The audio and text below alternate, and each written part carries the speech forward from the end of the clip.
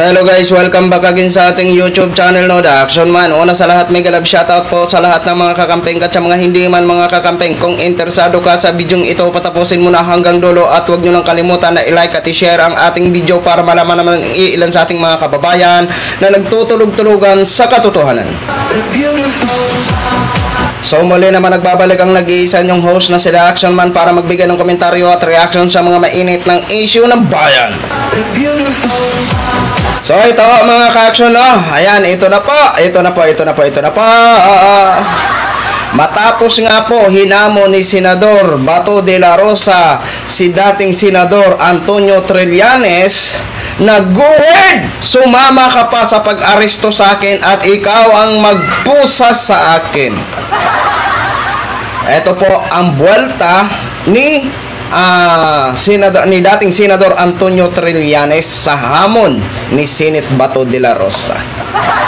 Kasi tinanong nga po ng reporter ito si Senador Bato de la Rosa na kung ano ang masasabi niya sa parating na arrest warrant daw by June o July ba yun ang nabanggit ng reporter. Ang sagot niya, "Go ahead, Mr. Trillanes, huwag kang masyadong puro ngak-ngak dyan.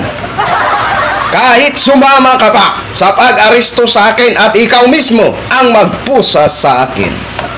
Oh, yun yung hamon, ha. Hamon po ang dating nun. Di ba? Ito po ang buwelta ni dating Senador Antonio Trillanes ho, mga kaso. Ayan po si Senate Bato de la Rosa. Ayan, may caption po yan. May caption po yan. Basahin po natin ang caption ni Antonio Suni Trillanes. Kung makareact si Bato, akala mo siya ang inapi at pinatayan.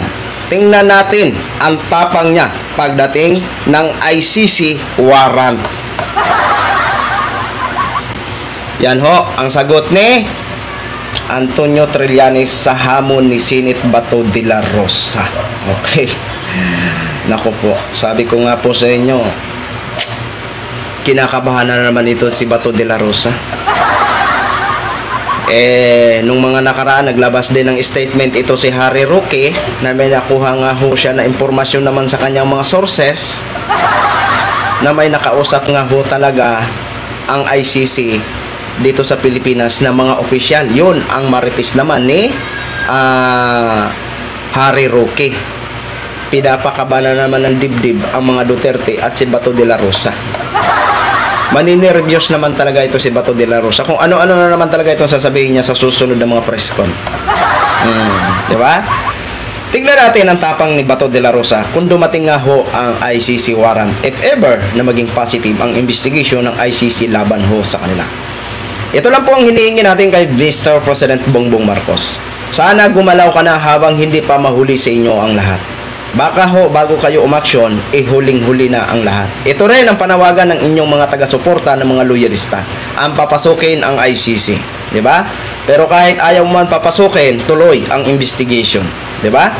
Pero, yun nga lang, magkakaproblema ang ICC pag halimbawa, kailangan na nila ng reinforcement. Kasi kung ayaw talaga makipagtulungan ng Pilipinas sa ICC, sino ba ang magbibigay ng reinforcement para arestuhin ang mga personalidad na ito? Diba? Kaya yun ho, ang iniano natin. Pero malay natin mga ka-aksyon, mga karampi, hindi pa tapos ang laban. At alam ho natin na hindi pa talaga final ang magiging desisyon dyan ni Mr. President Bongbong Marcos. Baka gulatin lang ho tayo ni Mr. President Bongbong Marcos. Yan ang ating inaasahan. Pero wag ho tayo mag-asa ng 100%. Okay? Ano lang pa, 50-50 pa rin tayo. Di ba? Kasi nga ho, final ang pinaka-basihan natin dito. Kasi kung halimbawa, may arrest warrant na halimbawa man na i-issue sa mga personalidad na ito, yun yung magiging final. At yun din ang magiging final na pagsalita ni Mr. President Bongbong Marcos. Hindi pa yan final. Kumbaga, pinag-aaral-aralan pa yan o tinitimbang-timbang pa yan ni Mr. President Bongbong Marcos. Kaya huwag masyadong magpakampante Bato de la Rosa sa sinabi ni Mr. President Bongbong Marcos. Kaya sa ngayon, dapat unti-unti mo lang tanggapin. Halimbawa lang, kailangan i-advance mo na ang iyong isipan na tanggapin kung halimbawa man mangyari na ma-issuehan kayo ng arrest warrant. Huwag masyadong magpakampante, baka masaktan ka po lalo sa huli. Di ba? Kailangan ngayon pa lang balance mo na. Himay-himayin mo na. Tanggapin mo na for sure. Di ba? Yun lang po magiging advantage, di ba? Okay. So yun lang ho mga ka-action, share ko lang ho sa inyo. Maraming salamat po sa ating mga viewers Luzon, Visayas at Mindanao all over the world. Ako po ang inyong lingkod, si The Action Man. Have a good day, everyone. Beautiful.